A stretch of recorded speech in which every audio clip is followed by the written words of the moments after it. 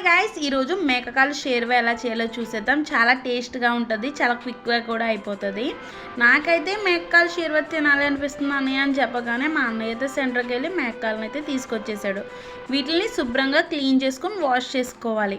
ఇలా వాష్ చేసుకున్న తర్వాత దీంట్లో కుక్కర్లో వేసుకుని కొద్దిగా వాటర్ వేసుకోవాలి. ఇప్పుడు దీంట్లోనే కొద్దిగా అల్లం వెల్లుల్లి పేస్ట్, పసుపు వేసుకుని 4 విజిల్స్ వచ్చే వరకు ఉడికించుకోవాలి. ఇలా 4 విజిల్స్ అయిపోయిన తర్వాత 10 మినిట్స్ దీన్ని ఇలా సైడ్కి వదిలేయాలి.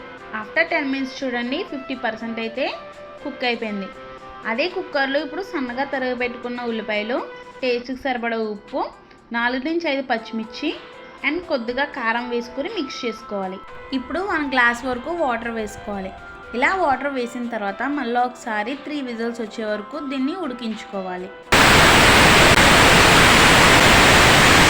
ఇప్పుడు గ్యాస్ ఆఫ్ చేసుకోవాలి. తినేటప్పుడు టేస్ట్ బాగుంటుంది కానీ వండేటప్పుడు మాత్రం గ్యాస్ మొత్తం పాడైపోతుంది. మనకు కావాల్సిన వంట గమ్మునైపోతుందని సంతోషం పడాలో, డబుల్ పని అయిపోతుందని బాధపడాలో అర్థం కావట్లేదు.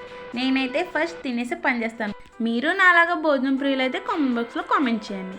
ఇప్పుడు దీంట్లోనే కొద్దిగా చింతపండు రసం వేసుకొని మిక్స్ చేసుకోవాలి. ఇప్పుడు కడాయి పెట్టుకుని దాంట్లో ఆయిల్ వేసుకుని, ఆయిల్ హీట్ అయిన తర్వాత సన్నగా కట్ చేసి పెట్టుకున్న ఉల్లిపాయలు, కరివేపాకు వేసుకొని బాగా మిక్స్ చేసుకోవాలి. ఉల్లిపాయలు అనేవి కలర్ చేంజ్ అయ్యే వరకు ఫ్రై చేసుకోవాలి. అప్పుడే మనకి షేర్వా అనేది టేస్ట్ సూపర్ ఉంటుంది.